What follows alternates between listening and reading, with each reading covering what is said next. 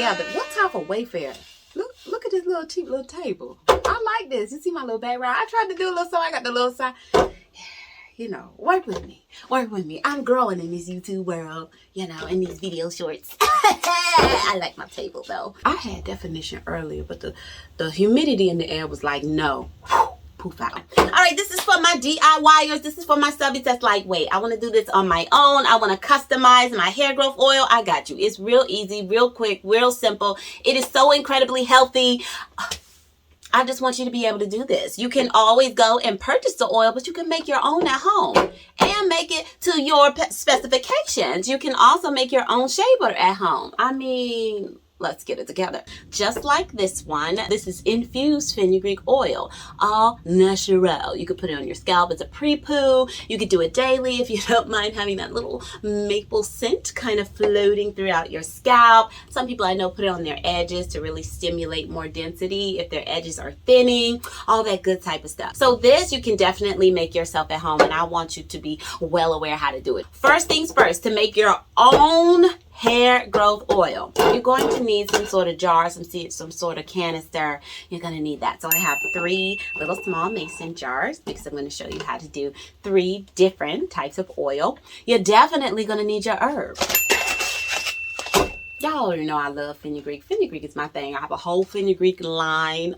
One time for y'all out there, subbies. Y'all know I started drinking fenugreek first before I ever used it topically, and I did it for my skin. That is my claim to fame. Now, when you consume it, different things you will notice, like you might become a little bit more regular if you don't go every day several times a day because of the fiber content. You know, your libido changes because it does rebalance hormones. You'll notice that your metabolism gets a little bit better. My acne cleared up probably because I definitely had hormonal acne, so it really helped kind of balance my blood sugar and the things that were causing my liver not, you know, to be able to detox. This really helps. So I just say, talk to your doctor before you start consuming any type of herb. So I did this first to help, but later on I found so much research about just applying fenugreek, and I was like, wait, what? It's very different, but it will go straight to the scalp. And after I was consuming it so much, you might just notice that my hair was growing at an increased rate. And I was like, the only thing I changed was this consumption. And that's when I found out that fenugreek does increase your hair growth cycle. You're going to need some seeds. I also have rosemary, organic, dried rosemary.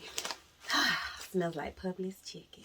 And I also have, I haven't talked about it that much, I have dried cayenne pepper, and I have a lot to say about this. So you're going to need your herb, you have your glass, and you're also going to need a carrier oil.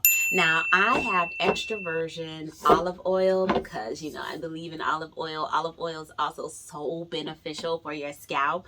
But there are so many different type of oils you can use. You can use almond oil, jojoba oil, grapeseed oil, amla oil. You can even use coconut oil if you know how to manipulate it. 25% of your hair growth oil is going to be the herb, and the other 75% is going to be your carrier oil.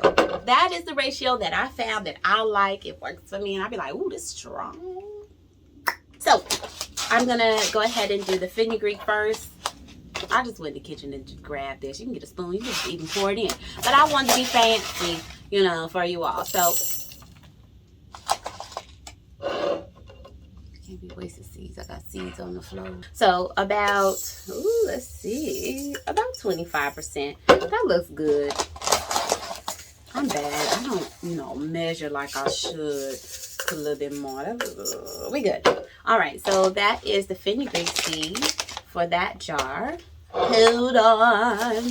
For my, and look, I got like a little magnet. This sticks to my refrigerator. My whole kitchen looked like a farm. And I live in DC, but it looked like I live somewhere out in, I don't know, rural Georgia. No disrespect, Georgia. Forgive me. I'm just going to pour about 25% in here. There you go. There you go. Oh. That's a little bit too much, you see? 25%. That's rosemary. Ooh, strong. It's so strong. Oh, my God. Boom. Okay. And then the last one I told you. Now, I y'all know that I don't have the cayenne pepper oil on the Curly Hair Crisis site, but I haven't really talked about men and their beard care and to grow their beards out. I do tell men sometimes, you know, you want to use a different type of oil on your face because your facial hair grows very differently and has different mechanics behind the growth than your hair on your head. This is why some men will be bald. They'll lose hair on their head, but the hair on their face, their beards would just continually grow. That's because the mechanism behind it is very different, which means you're going to need something different if you want to stimulate facial hair growth. So, you know, if your boo thing is trying to grow his beard in a little thicker or denser, cayenne pepper oil is amazing because it's hot. It has capsaicin in it, and it's going to stimulate oxygen to the face, which may stimulate hair growth in areas if you're trying to get the full connect. You know how some dudes' beards don't connect. You know, we don't have no problems. Not that serious, but some people it's a thing. So, all right. And then you would just take, so easy, so simple, your carrier oil. You want to fill it up, fill it up, fill it up, fill it up, fill it up. I will fill it up, fill it up, fill it up, fill it up. Oh my gosh, this is taking literally forever. Why are you doing stuff in my thing? Why don't I have dinner? I gotta go work out. Oh, me and the gym, we're in a weird space. So once you've got your oil filled up, you want to seal it so it's airtight. You could put the date on it if you want. Put it in a cool, dark place and let it sit to diffuse for 90 days. You can always speed up the infusion with heat. You get yourself a glass bowl. You're going to fill it up with some water. Put your oil in this glass bowl in a pot to make your own double boiler. And you are going to boil it on low for about 1.5 to 3 hours, and that heat is going to speed up the infusion process. After that, you let it cool down and it's ready to go. Now, if you're not going to use all of this oil in one time, it's good to have some vitamin E just to act as a natural preservative, because we want to preserve this for as long as possible. We don't want it to go rancid. Oh gosh, hold on, let me do it again. Bing. Okay, it's ready to go. You have made your own. You have quite a bit.